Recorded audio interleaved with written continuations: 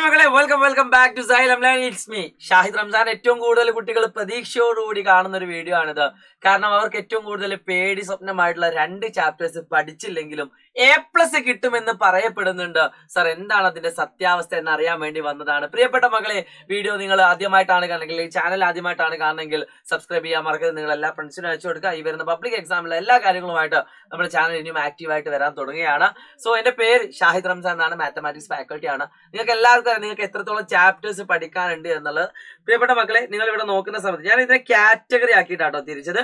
അതായത് ഒരു സെഷനിൽ 2 ചാപ്റ്റേഴ്സ്, അടുത്തൊരു സെഷനിൽ 4 ചാപ്റ്റേഴ്സ്, പിന്നെ 2 ചാപ്റ്റർ, പിന്നെ 5 ചാപ്റ്റർ, പിന്നെ ഒരു ചാപ്റ്റർ. അതായത് 5 1 6 2 8 8 4 12 14 ചാപ്റ്റേഴ്സ് ആണ് നമുക്ക് +1 മാത്തമാറ്റിക്സിൽ പഠിക്കാനുള്ളത്. അതിൽ 60 മാർക്കിന്റെ ചോദ്യങ്ങളാണ് നിങ്ങൾക്ക് വരുന്നത്. 54 മാർക്ക് കിട്ടുകയാണെങ്കിൽ നിങ്ങൾക്ക് A+ പ്രതീക്ഷിക്കാം. മാത്തമാറ്റിക്സിൽ നിങ്ങൾക്ക് A+ പ്രതീക്ഷിക്കാൻ പറ്റും. സോ പ്രിയപ്പെട്ട മക്കളെ, ഏറ്റവും ആദ്യം തന്നെ ഞാൻ നിങ്ങളോട് പറയുന്നത്, എത്ര മാർക്കിനാണ് ചോദ്യം ഈ 2 ചാപ്റ്ററിന് മാത്രമായിട്ട് വരുന്നത്? ഈ 2 ചാപ്റ്ററിന് മാത്രമായിട്ട് വരുന്നത് 18 മാർക്കിന്റെ ചോദ്യമാണ്. അതായത് 3A+6 3A+6 2 3 മാർക്കിന്റെ ചോദ്യവും 2 6 മാർക്കിന്റെ ചോദ്യവും നിങ്ങളുടെ പരീക്ഷയ്ക്ക് വരുന്നുണ്ട്. അതായത് 18 മാർക്കിന് നിങ്ങൾക്ക് 60-ൽ 18 മാർക്ക് കിട്ടിയാൽ നിങ്ങൾ പാസ് മാർക്കാണ്. അതായത് നിങ്ങൾ വേറെ ഒരു ചാപ്റ്റർ പഠിക്കാതെ, 14 ചാപ്റ്ററിൽ വേറെ ഒരൊറ്റ ചാപ്റ്റർ പോലും പഠിക്കാതെ ഈ 2 ചാപ്റ്റർ അടിപൊളിയായിട്ട് പഠിച്ചു പോയാൽ തന്നെ നിങ്ങൾക്ക് പാസ് ആവാനുള്ള മാർക്കായി. ഓക്കെ, സോ അത്രയും പവർഫുൾ ആയുള്ള 2 ചാപ്റ്റേഴ്സ് ആണ് ലിമിറ്റ്സ് ആൻഡ് ഡെറിവേറ്റീവ്സും അതുപോലെ തന്നെ ട്രിഗണോമെട്രിയും. 2 ചാപ്റ്ററിനും 2 ചോദ്യങ്ങളാണ് വരുന്നത്. 6 മാർക്കിന്റെ 2 ഓരോ ചോദ്യങ്ങളും, 3 മാർക്കിന്റെ ഓരോ ചോദ്യങ്ങളും. എന്നാൽ ഞാൻ ഇതിനെ അടുത്തൊരു കാറ്റഗറി, ഇതിനെ നമ്മൾ എന്തിലേക്കാണ് ഇടുന്നത്? ഒരു സീരിയസ് ആയിട്ടുള്ള ചാപ്റ്ററിന്റെ ലിസ്റ്റിലേക്കാണ് ഈ 2 ചാപ്റ്ററിനെ ഇടുന്നത്. അപ്പൊ ഇതിനെ ഞാൻ കാറ്റഗറി 1 ആയിട്ടോ അല്ലെങ്കിൽ ടഫ് ആയിട്ടുള്ള കാറ്റഗറിയിലേക്ക് ഇടുന്നു. അതിനുശേഷം ഞാൻ നിങ്ങളുടെ ഇനിയിപ്പോ ഒന്നും പഠിക്കാത്ത ആളുകൾക്ക് പഠിക്കാനുള്ള ചാപ്റ്റർ ഏതും കൂടി ഞാൻ ഇതിൽ അനലൈസ് ചെയ്യുന്നുണ്ട്. പ്രിയപ്പെട്ട മക്കളെ, അടുത്തത് സെക്കൻഡ് കാറ്റഗറി ആണ്. നല്ല ടഫുള്ള ചാപ്റ്റർ നിന്ന് കുറച്ചൊരു ടഫ് കുറഞ്ഞ് നന്നായിട്ട് മാർക്ക് സ്കോർ ചെയ്യാൻ പറ്റുന്ന കിഡിലെ കുറച്ച് ചാപ്റ്റേഴ്സ് ഉണ്ട്. അതിൽ 4 ചാപ്റ്റേഴ്സ് ആണ് മെയിൻ ആയിട്ട് വരുന്നത്. ഇത് എന്റെ ഒരു കാൽക്കുലേഷൻ ആണ്. നിങ്ങൾക്ക് പഠിക്കാൻ പറ്റുന്ന രീതിയിലുള്ള ഒരു കാറ്റഗറിയാണ്. നിങ്ങൾ വിചാരിച്ചാൽ നിങ്ങൾക്ക് പഠിച്ചെടുക്കാൻ പറ്റുന്ന ഒരു ചാപ്റ്ററും കൂടിയാണ് ഈ കാണുന്നത്.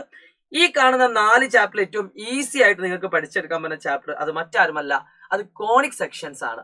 നിങ്ങളൊന്ന് മനസ്സ് വെച്ചാൽ നിങ്ങൾക്ക് ഈസി ആയിട്ട് പഠിച്ചെടുക്കാൻ പറ്റുന്ന ചാപ്റ്റർ കോണിക് സെക്ഷൻസ് ആണ്. അതിനുശേഷം നിങ്ങൾക്ക് കുറച്ചൊരു ഇതില് കോംപ്ലിക്കേറ്റഡ് ആയിട്ട് നിങ്ങൾക്ക് പഠിച്ചെടുക്കാൻ പറ്റുന്ന ചാപ്റ്റർ ചില ആളുകളെ സംബന്ധിച്ചിടത്തോളം അത് പെർമ്യൂട്ടേഷൻസ് ആൻഡ് കോമ്പിനേഷൻസ് ആണ്. കുറച്ച് ലോജിക്കൽ ചാപ്റ്റർ ആണ്.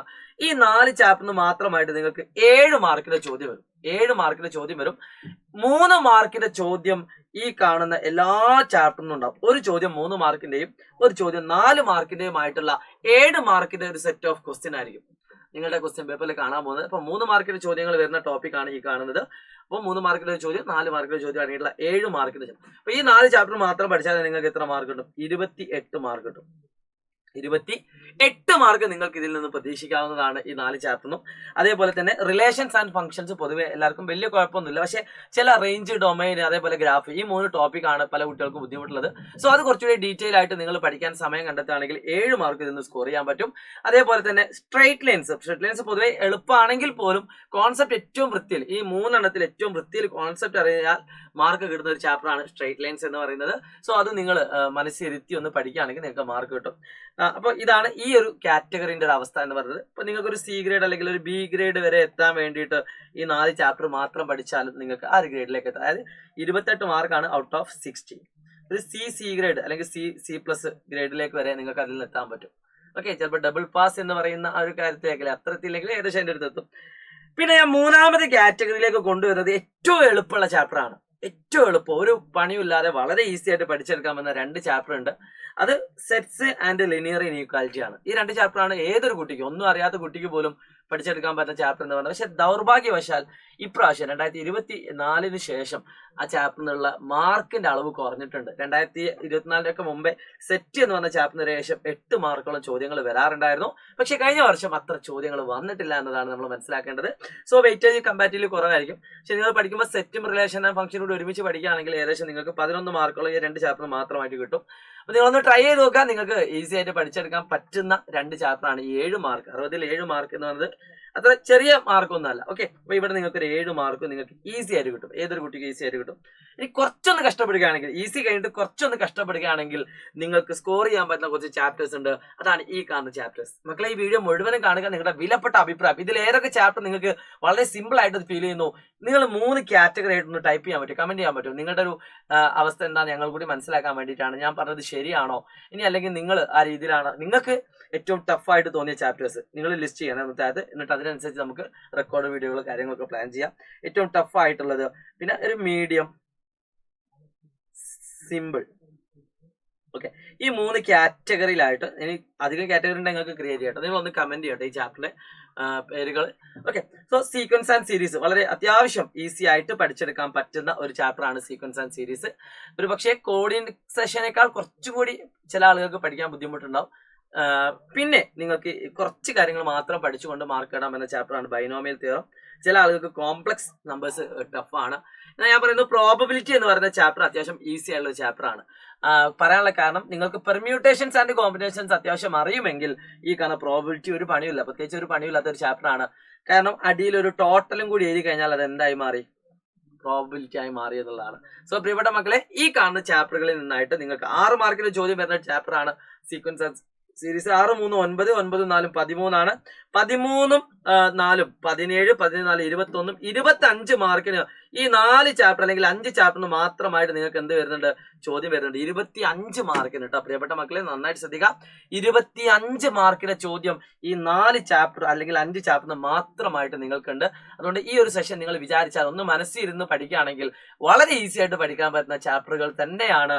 അതുകൊണ്ട് ഇനി ഒരു ചാപ്റ്റർ കൂടി നമുക്ക് ബാക്കിയുണ്ട്, അത് ഞാൻ ലാസ്റ്റ് പറഞ്ഞുതരാം. അപ്പൊ പ്രിയപ്പെട്ട മക്കളെ, ഇനി പഠിച്ചാൽ A+ കിട്ടുക എന്ന് പ്രതീക്ഷിക്കുന്ന ആളുകളോട് എനിക്ക് പറയാനുള്ളത്, ഇനിയുള്ള ദിവസം നിങ്ങൾ കണ്ടിന്യൂസ് ആയിട്ട് ഹാർഡ് വർക്ക് ചെയ്ത്, പ്രത്യേകിച്ച് ചെറിയൊരു ഐഡിയ മാത്രമുള്ള കുട്ടികൾക്ക് പഠിക്കാൻ പറ്റുന്ന ചാപ്റ്ററുകൾ ഞാൻ പറഞ്ഞുതരാം. ആദ്യം നിങ്ങൾ എത്രയും പെട്ടെന്ന് ഏതാനും മണിക്കൂറുകൾക്കുള്ളിൽ ഈ 2 ചാപ്റ്റർ പഠിച്ച് അത് ഫുൾ ടോപ്പിക് നിങ്ങൾ ക്ലിയർ ചെയ്യുക. അതിനുശേഷം ഞാൻ ഈ പറയുന്ന 5 ചാപ്റ്ററുകൾ പഠിക്കാൻ പറ്റുമോ നോക്കുക. അതിൽ നിങ്ങൾക്ക് ഈസി ആയിട്ട് പഠിക്കാൻ പറ്റുന്ന ചാപ്റ്ററുകൾ ഒന്ന് ബൈനോമിയൽ, പ്രോബബിലിറ്റി, 3D പറ്റുകയാണെങ്കിൽ നിങ്ങൾക്ക് ഇനി പെർമ്യൂട്ടേഷന് ശേഷം പഠിച്ചാലും മതി. ഇതും ഈസി ആയിട്ട് പഠിക്കാവുന്ന ചാപ്റ്റർ ആണ് കേട്ടോ. 4 മാർക്ക് വളരെ ഈസി ആയിട്ട് മാർക്ക് സ്കോർ ചെയ്യാൻ പറ്റുന്ന ചാപ്റ്റർ ആണ്. ഈ ചാപ്റ്ററുകൾ നിങ്ങൾക്ക് പഠിക്കാൻ പറ്റുമോ നോക്കാം. ഇനി അല്ലേ നിങ്ങൾക്ക് ഏതാണോ ഇഷ്ടമായിട്ട് തോന്നുന്നത് അത് ചെയ്യുക. ശേഷം ഇത് കേട്ടോ, ഇത് വളരെ ഈസി ആയിട്ട് പഠിക്കാൻ പറ്റുന്ന ചാപ്റ്റർ ആണ്. കോണി സെഷൻസ്, പിന്നെ ഇതും പറ്റും, ഈസി ആയിട്ട് പറ്റും. സ്ട്രേറ്റ് ലൈൻ നിങ്ങൾ മനസ്സ് വെച്ചാൽ പറ്റും. അപ്പൊ ഈസി ആയിട്ട് പഠിക്കാൻ പറ്റുന്ന ചാപ്റ്ററുകൾ ഏതൊക്കെയാണെന്ന് ചോദിച്ചാൽ, ഒന്ന് കോണിക്കാണ്, ഒന്ന് റിലേഷൻ ആണ്. ഈസി മീൻസ് കുറച്ചൊരു ടഫുള്ള ഭാഗം ഉണ്ട് എന്നാലും.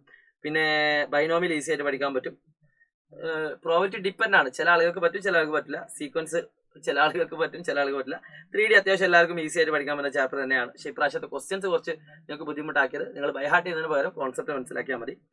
പിന്നെ ഈ 2 ചാപ്റ്റർ. ഓക്കെ, ഇത്രയും കാര്യങ്ങളാണ് ഈസി ആയിട്ട് പഠിക്കാൻ പറ്റുന്നത്. അപ്പോൾ നിങ്ങൾക്ക് ഇനി അടുത്തതായിട്ട് നിങ്ങൾ പറയാനുള്ളത് സ്റ്റാറ്റിസ്റ്റിക്സ് എന്ന് പറഞ്ഞ ചാപ്റ്ററിന് 6 മാർക്കിന് ഒറ്റ ചോദ്യമാണ് നിങ്ങൾ പ്രതീക്ഷിക്കേണ്ടത്. അത് ഇപ്രാവശ്യത്തെ പബ്ലിക് എക്സാമിനും അങ്ങനെയൊക്കെ തന്നെ ആയിരിക്കും വരുന്നത് കേട്ടോ. അപ്പോൾ അതിൽ പറയുന്ന പ്രധാനപ്പെട്ട ചോദ്യങ്ങളൊക്കെ ഒന്ന് വർക്കൗട്ട് ചെയ്യുക, ഫുൾ മാർക്ക് കിട്ടും. അപ്പം നമുക്കിനി നോക്കാം, ഈ പറയുന്ന 2 ചാപ്റ്റർ പഠിച്ചിട്ടില്ലെങ്കിൽ നമുക്ക് എത്ര മാർക്ക് കിട്ടും നോക്കാം. അപ്പൊ ഇതിൽ നിന്നാണെങ്കിൽ 28 മാർക്ക് കേട്ടോ. ഈ 5 ചാപ്റ്റർ 4 ചാപ്റ്റർ ആയിട്ട് 28 മാർക്കും.